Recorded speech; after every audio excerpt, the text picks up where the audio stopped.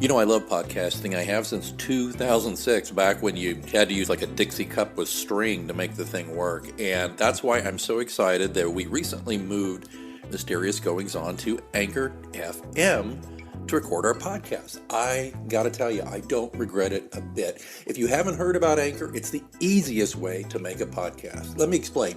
First of all, it's free. There's creation tools that allow you to record and edit your podcast right from your phone or computer. Anchor will distribute your podcast for you so it can be heard on Spotify, Apple Podcasts, and many more. And you can make money from your podcast with no minimum listenership. It's everything you need to make a podcast all in one place. Not going to lie to you, when I first heard about Anchor, I was a little dubious because I've been doing it the hard way for so long. But I got to tell you, it's very easy. Use a Stripe account. Get sponsors. You're not paying monthly hosting fees. The sound quality is great. The distribution is phenomenal. Friends, download the free Anchor app today if you want to start your own podcast, or go to anchor.fm to get started. Remember, you heard it here first on Mysterious Goings On.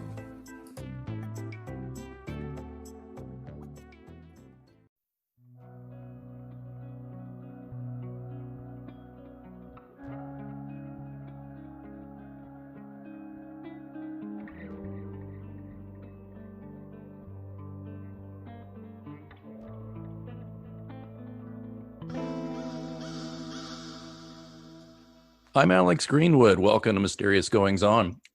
Frequent listeners to the show will note that the rise of the character-driven thriller is meaningful to me, not just as a reader, but as an author of a series of books that center on characters in thrilling and mysterious circumstances. Well, that's why I know you will enjoy meeting author Burt Weissbourd. His novels feature living, breathing, psychologically complex characters enmeshed in thrilling and mysterious circumstances. He brings us along for the ride, page after page, with stories that possess a cinematic flavor that may stem from the fact that he is also a former Hollywood movie producer, including such films as Ghost Story and Raggedy Man. Let's learn more about his latest novel, Danger in Plain Sight, and more, as we welcome Burt Weissbourd to Mysterious Goings On. Welcome. Thank you very much, and thank you for having me. Oh, it's my pleasure. I was so excited when we were connected because I am a major proponent of the character-driven thrillers and mysteries. I'm probably the antithesis of the Agatha Christie style. The mystery's important and all that, but I want to read about real characters that aren't, kind of two-dimensional. I assume you feel the same way. Well, my very first experience working with a writer for a film producer was with Ross MacDonald, who, as you know, is a great mystery writer.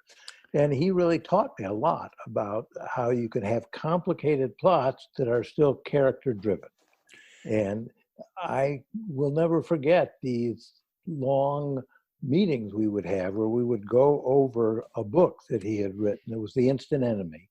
And we turned it into a screenplay. And of course, there's lots of things that you can't do in a screenplay that are easy to do in a book.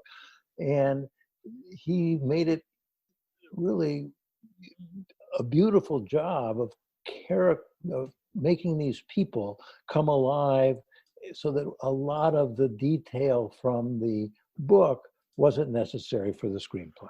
Right. And, I went on to work with writers like Andy Lewis, who wrote Clute, and Stuart Stern, who wrote Rebel Without a Cause. Oh. Alvin Sargent, who wrote Ordinary People. They're all character-driven writers. And it was working with screenplays. And of course, when you work on a screenplay, you have a finite number of pages you can use. You have a finite number of scenes. And it becomes very important that you don't waste anything. And the thing that you spend the most time working on with these great screenwriters is who the people are and where they want them to go. And everything else follows. Perfect. I totally agree with you, because if you don't care about the characters, then you're really not going to get into the book, I don't think. I have to ask you something since you brought up Mr. MacDonald.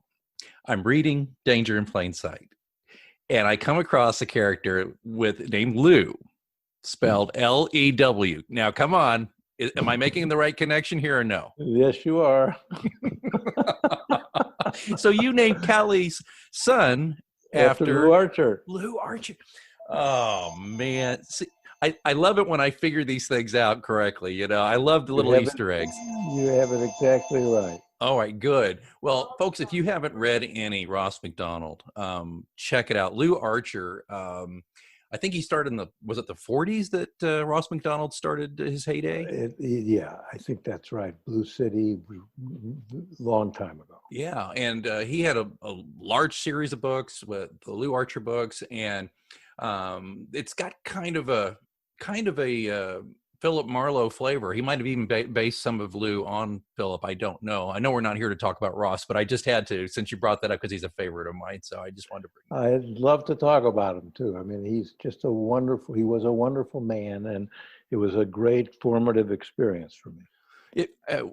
Really quickly though, I have to ask you, were you nervous when you were going to meet him, or were you fine with it? You were a young man. You were pretty close to starting out when this happened, right?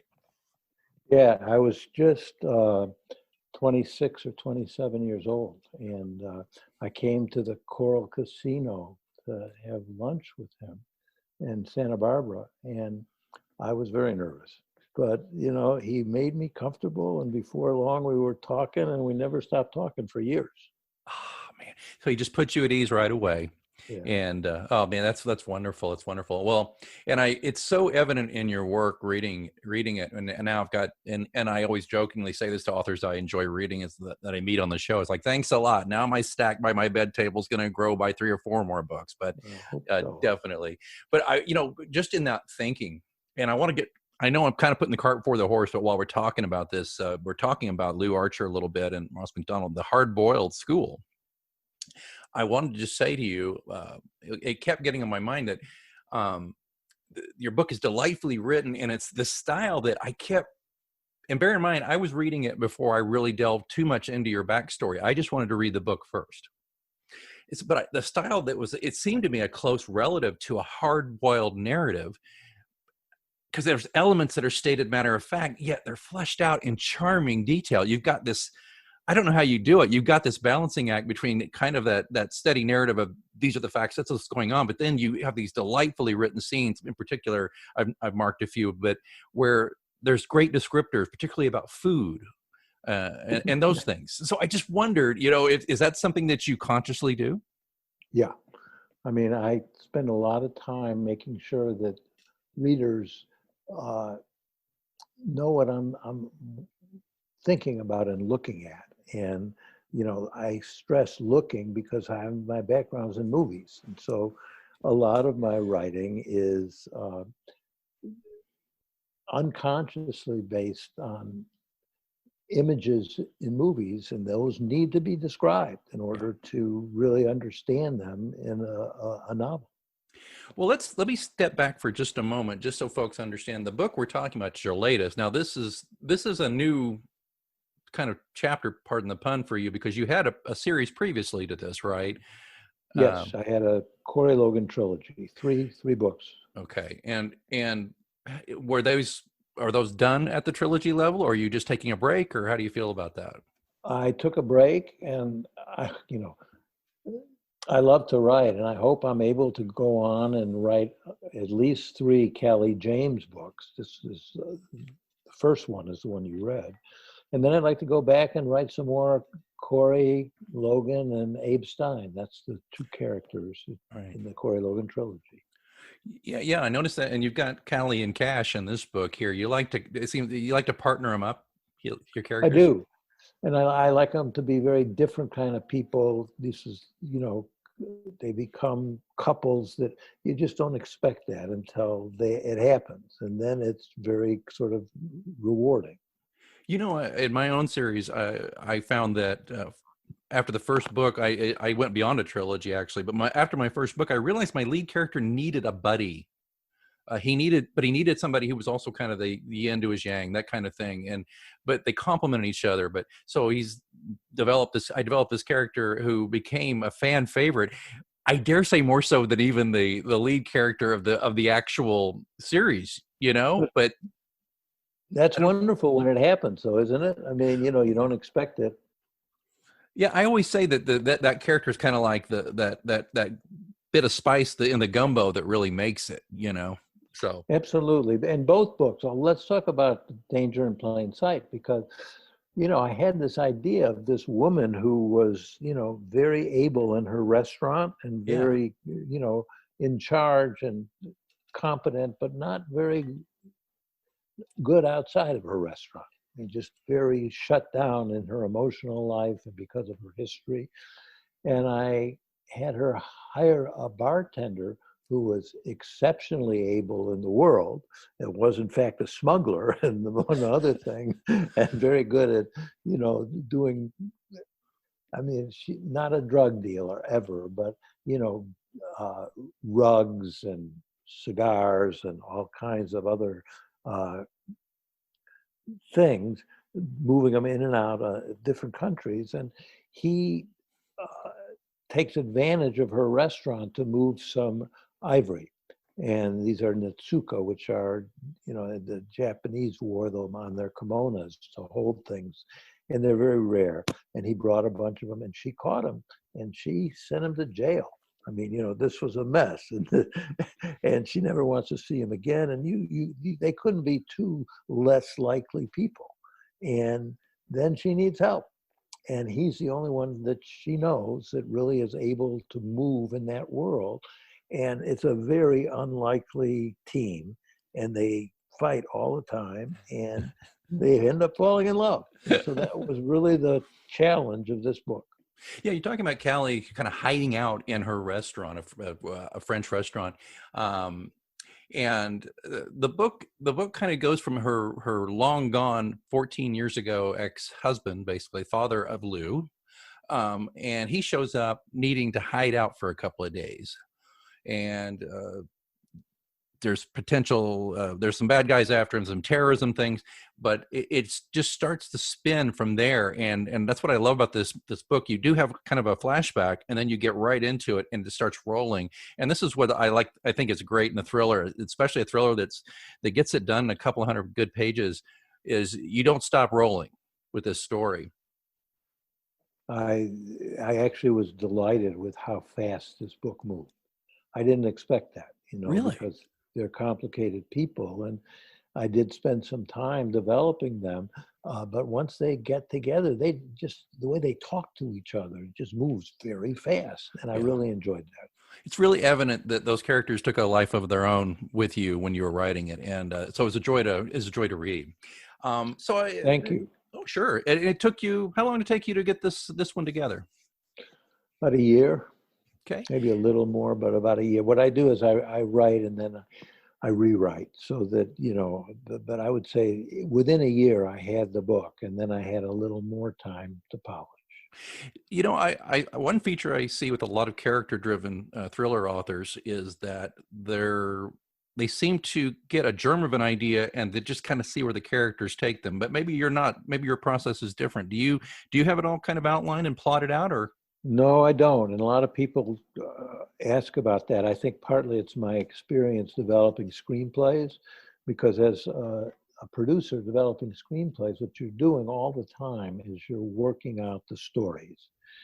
And you develop a sense of when you got a rich stew, good people, good things going on, and it'll turn out, but you don't need to know where it's going to turn out.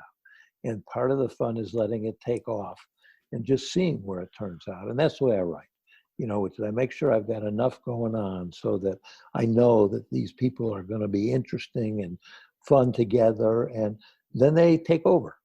Yeah. I see too in your background that as a producer, you were very friendly to the screenwriter. Yeah.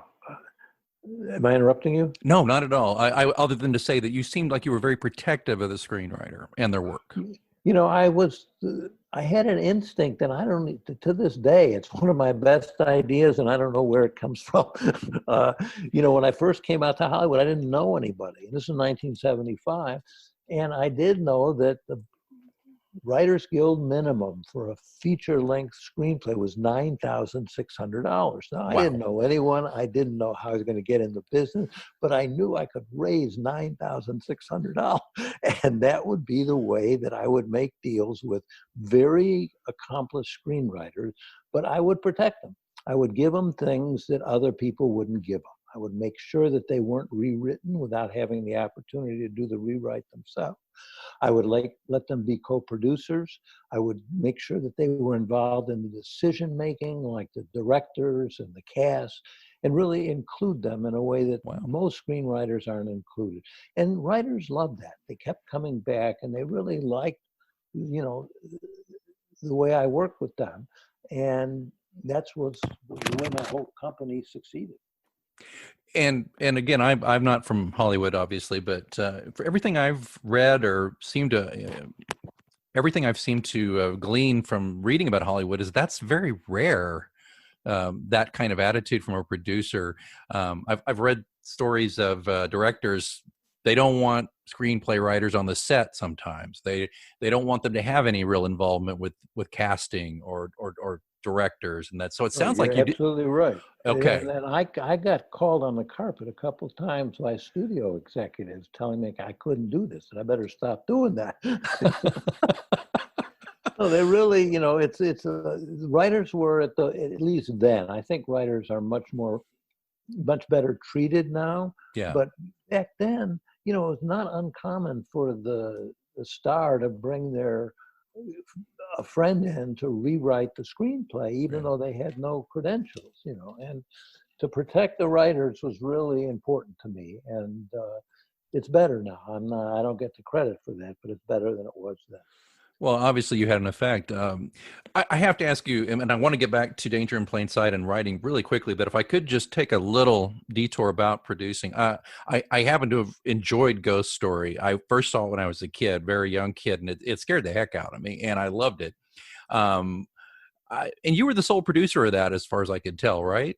That's correct. Yeah. I mean, the studio had someone on as managing the physical production as well as me, but I was the only producer. Kind of a line producer under you, or okay. A line producer, exactly the right word. Okay, so if we're talking about that, then did the studio say to you, we have this Peter Straub book we've optioned, and we want you to kind of shepherd it through, or did you option it and take it to the studio? I had made Raggedy Man. Or was making Raggedy Man at Universal. And I had a lot of other deals at Universal at the time. And they knew that my strength was developing screenplays. And they had bought the book. And they came to me with the book. And I went to Larry Cohen, who ended up writing it, who'd written Carrie, and who did a wonderful job with the screenplay. And that was a good experience with Universal. Were you ever tempted to take a swing at some of the screenplays, or did you? Well, I did write a couple of screenplays, none of the ones that we're talking about. And I enjoyed it, but, you know, very early on, once I started writing screenplays, you know, the problem with the movie business is, and it's true for even the best writers, is you don't have the final say. I mean, you really, you know, are doing all kinds of compromises that it may work for you, but may not. And then there are other people coming in and rewriting and da-da-da-da. And I really decided that I wanted to be able to do exactly what I wanted to do. And that you can do in a novel. And I never looked back. I never regretted that decision. Is there one thing that the uninitiated, the just the film goer, the consumer of television, et cetera, that you kind of wish they understood about Hollywood and how it works? Is there anything you've always thought, gosh, if people kind of understood this about it, or perhaps not? Well, I don't know. Whenever I see a really good movie, it feels a little bit like the miracle of Hanukkah. I mean, yes, the oil lasted all the way through. Right. I mean, oh, shoot. It's so hard. You know, there's so many obstacles. There's so many things that can go wrong. There's so many things that you can't control. And but it happens. Really great movies still happen. And it's particularly true now in the long form television where, writers certainly have more control and you have more time to do things. And, I think that the talent and the quality is much better. But to answer your question, I think people need to understand how hard it is to get what's on the screen to work in a way that's consistent, in a way that, is a whole story. Right. And that's very hard with a movie. Yeah, I think, and the thing that strikes me too would be it's a business. And finally, yes. and I've heard a producer I listened to, I'm just as an acquaintance, who once said, you don't necessarily get what you deserve in Hollywood, you get what you negotiate. If you're a good negotiator. Exactly. So I assume you did do that. And folks, we'll check out Burt's website, and we'll have links in the show notes, by the way, and you can check out more information about that. And of course, he's got a Wikipedia page and an IMDb page, talk about his movie work. But we're here specifically, though, I want to get back to Danger in Plain Sight. I want to talk about Callie James here. So I believe the inspiration for this book was drawn from restaurants in Seattle. I mean, that's pretty evident once you read it, but can you give us a little background on what kind of inspired this one? I love restaurants. And I actually wrote something about Seattle restaurants because in my first three books, the Corey Logan trilogy, restaurants play a very important role in how these people come together and what they, I don't know, they're from different classes and they understand restaurants differently. And I'll just digress. When they first begin to fall in love, he takes her to a French restaurant. She's never been to a French restaurant. She's a fisherwoman, and she just used to being in Alaska on a seiner, and that's a lot of how you come to understand the sort of magic that happens between them. But restaurants have that kind of capacity when they're wonderfully put together and they're wonderfully managed. And there's a lot of great restaurants in Seattle. So that seemed to me to be a logical place, because I also understood that a person who was great at a restaurant was not necessarily very able in the world. So that was the starting point for Callie James, which is she had a really bad time being married to a Frenchman who was not faithful. And she left with her son, who's never seen his father. And she was able to create a restaurant where she had some happiness, where she had some control, where it was what she wanted it to be. And it's a beautiful restaurant. So I really enjoyed creating the specifics of the restaurant. And of course, then it all falls apart and other things take over. But that's the starting point. That sounds to me like a parallel to what you were talking about previously about a good movie being so rare. It's if people also understood restaurants, that most of them fail very quickly, but the idea of a restaurant surviving on thin margins and becoming something great like her restaurant has is also equally rare. Oh, and that's, yeah, you're exactly right. And for a restaurant to really work and to be successful and to have a little bit of a history and then have a following doesn't happen very often. Yeah. And it's a great accomplishment. Yeah, and so when you get into it, so you like restaurants, so you like to eat. Do you have a favorite cuisine? Is French food a favorite, or do you like it all? Or favorite. I mean, I'm also a fly fisherman, and so I go to Montana every year for quite a long time, and have been doing for over 30 years. And this is a long-winded way of saying it. I end up cooking a lot and barbecuing myself. So I love that.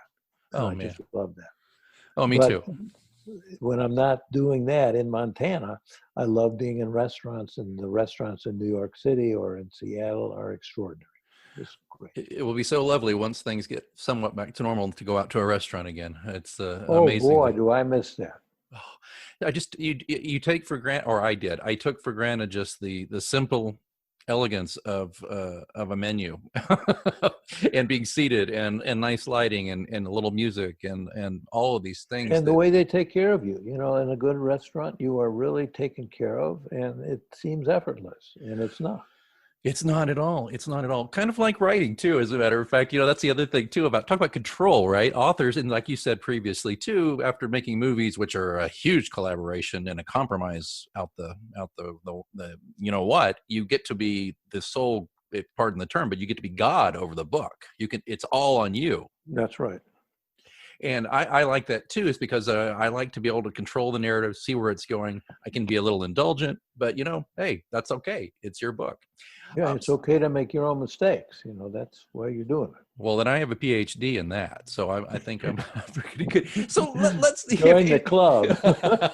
I think you're doing pretty well, Burt. But let me ask you kind of a little bit of a comparative question, but what sets Danger in Plain Sight apart from the other thrillers? Now, I want to just say this again: character driven. Right away, boom, you know, but in general, if that's part of it, what sets it apart as far as you're concerned?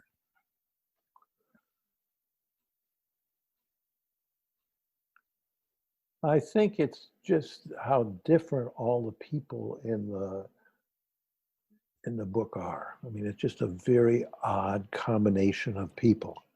Callie, Cash, and all of his cohorts, and also the villains, who are very important characters in this book and are very unlikely, unusual villains. Right. Are also set in a very well-known place on Bainbridge Island in Seattle. And that's a very unlikely combination of people, and that really attracted me to that story. Yeah, I like that too, that the villains are, there's some meat to them as well. You know, you believe these villains, you know, and their motivations, and it's like Cash's motivation. He's not the villain, obviously, but I mean, I love how he's kind of this, you know, I guess lovable ne'er-do-well might be a little too on the nose, but I mean, he's definitely not an angel, but he's a fully fleshed out human being, and you can see the complexity. And then when those two become intermingled, it's just wow, you know. I think that really sells it. So I think so too, just from what I've read. Now, I guess it's an obvious question. You may get this a lot, but I'm going to have to do it too. I mean, you're a movie producer. I got to ask. So, is there a movie connection to this book? Is there like, if people were thinking, okay, well, what's it like? Is there a movie that's written similarly, or a movie that's similar to what the story and style of this book is? No, you know, I don't think about a specific movie when I write the book, but of course there are movie connections. There are. There's a kind of visual style to my writing that comes from the movies. It just comes from my experience in the movies. And I love movies. I mean, in some ways, it's better to be able to write one in a book than to see one. Oh, fascinating. Well, but I do think about, I mean, not consciously, but I do think about how that scene would look when I'm writing it. Yeah. And that's part of my just makeup. Well, I like the scene setting. Would you be offended if I read just a little passage of the book that I wanted to bring up? Is that okay? Oh, sure. Okay. Now you'll just pardon my Midwestern twang, but here we go here. And this is actually not a dramatic scene, but it spoke to me. Cash took Callie to Katz's Deli on the Lower East Side for breakfast. Callie knew good delis in Seattle, but this was in another class entirely. Unmistakable deli smells and sounds, heavy plates with hot pastrami and corned beef, lox, gefilte fish, chopped liver with onions, and so on, hurriedly set on tables, loud, brassy, all business waitresses, busboys clearing quickly, people clamoring at the takeout counters or lined up to be seated, all contributed to the bustling, aromatic din that made Katz's a world unto itself. Callie remembered the scene from When Harry Met Sally, where Meg Ryan faked an orgasm while sitting with Billy Crystal in Katz's Deli.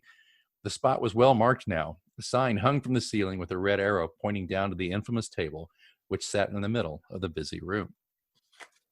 I adore stuff like that. I do, because you painted this wonderful picture. You talk about being cinematic, but you also actually tied it into it. You actually tied it into a film as well that everybody knows. It's such a sharp way to do this. I love that. Thank you. I really had a fun time with that. I love the restaurant. I just love the restaurant, and it's all true. I mean, and all the people looking at that table, with the little arrow going straight down. Right. And I could just see the waitresses and the busboys, and I could hear the clattering, and I could smell the food cooking. I mean, it just sized it all up so beautifully there. Thank you. There's another one, which is the Oyster Bar down in Grand Central, which I also wrote very carefully. Those are the two that are in. Did you have to go do some research just to get it? Oh, yeah.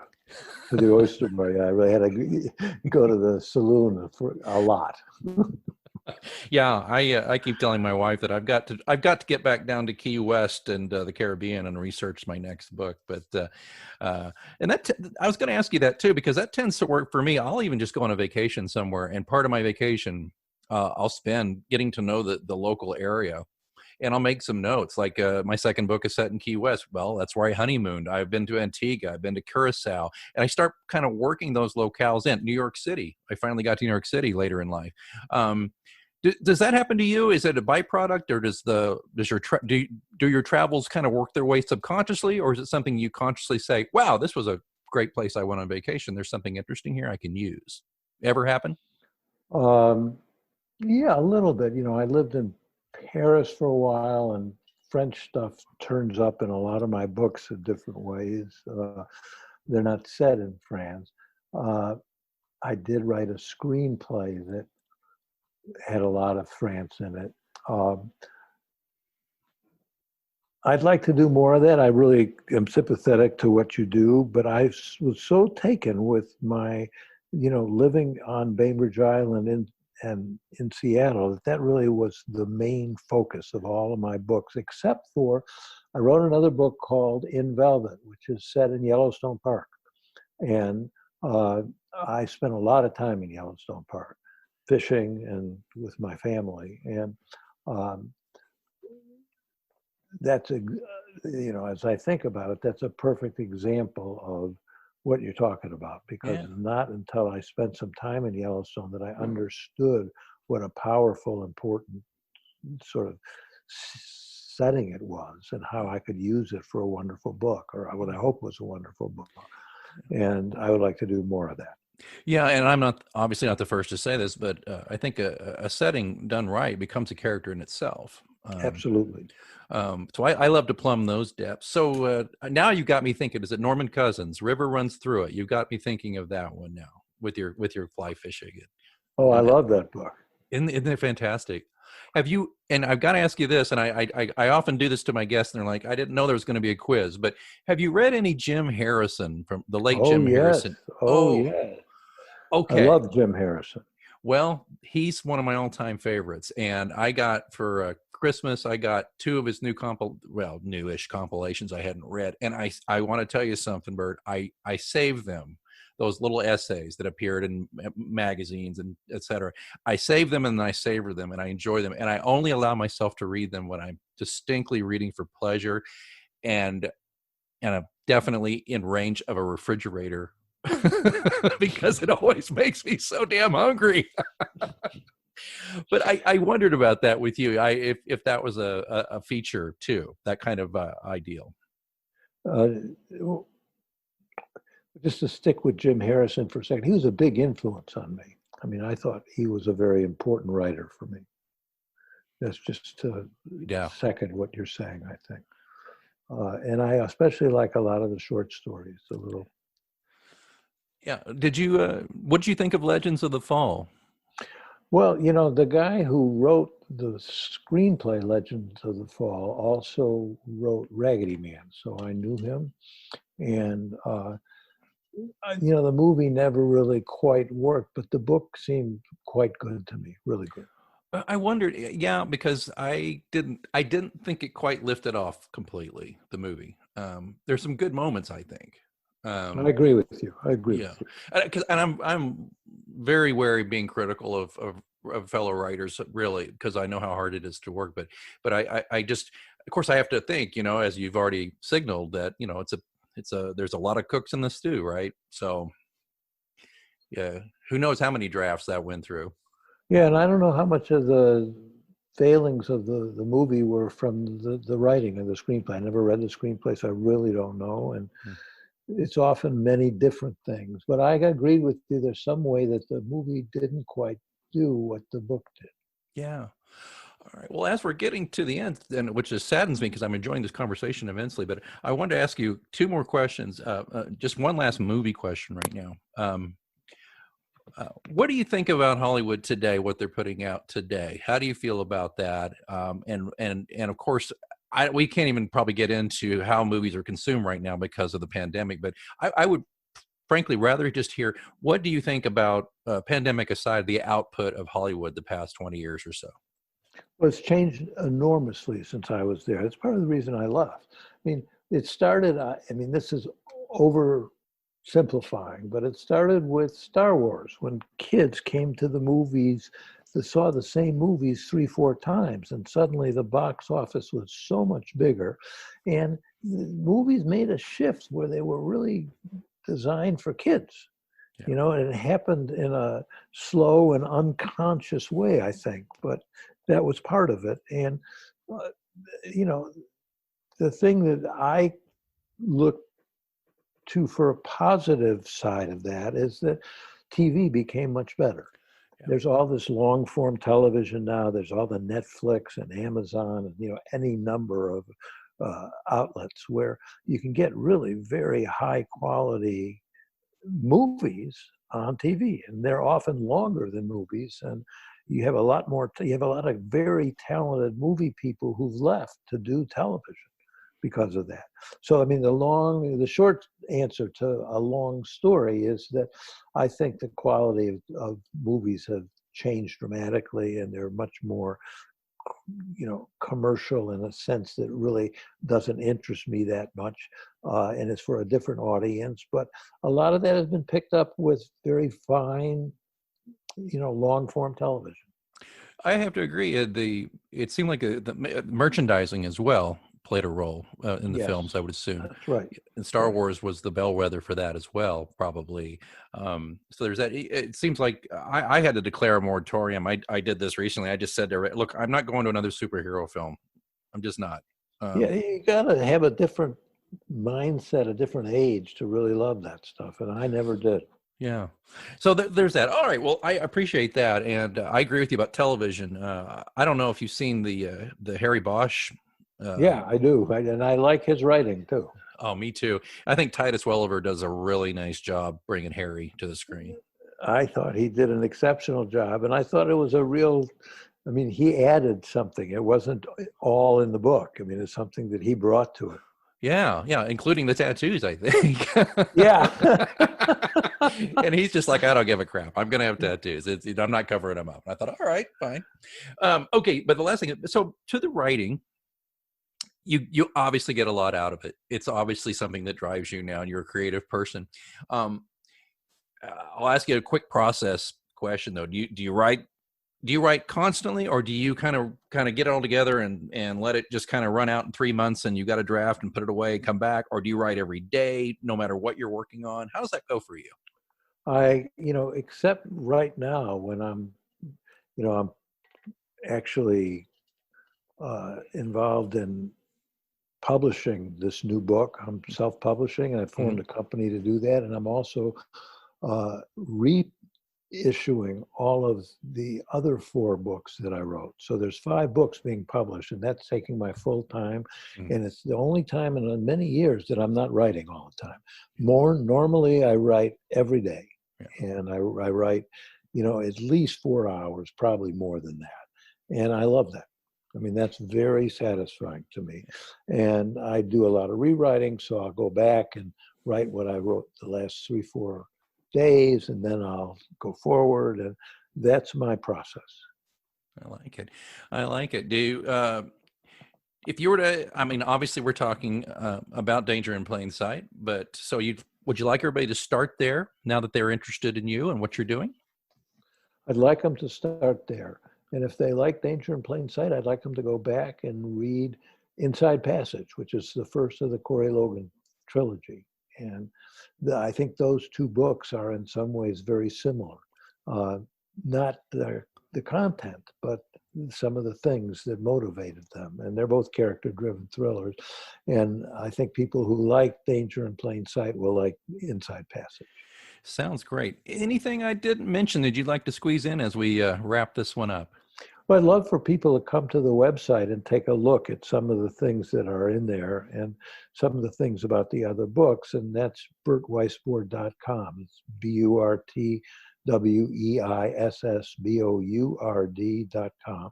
And, love for people to read Danger in Plain Sight. And if they like it, take off from there. I love it. And we're going to put BurtWeissbourd.com in the show notes. I'll put some links in there too. Might even be able to scrounge up some Amazon links so you can go directly and buy that book. I think that's a great idea.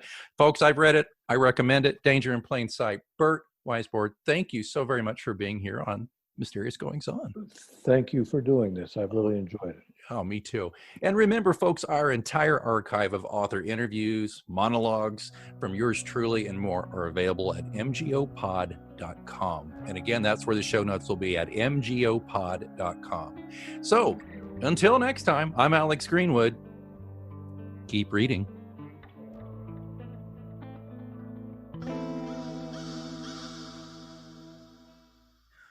A little flexibility can go a long way. By refinancing your new or used auto loan with PenFed, you can lower your monthly payments for more flexibility in your budget. You can even schedule your first payment for up to 60 days from the date of your refinance. Calculate how much you could save at penfed.org/auto-refi or call 1-800-247-5626 to apply. Membership is open to everyone. To receive any advertised product, you must become a member of PenFed, insured by NCUA. From regular expenses to occasional splurges, there's a lot to buy. Why not get cash back every time you spend? With the PenFed Power Cash Rewards Card, you get cash back on every purchase. That's everywhere, every time you use it. You can even earn a $100 statement credit when you spend $1,500 in the first 90 days. Visit penfed.org/powercash to apply. To receive any advertised product, you must become a member of PenFed, insured by NCUA.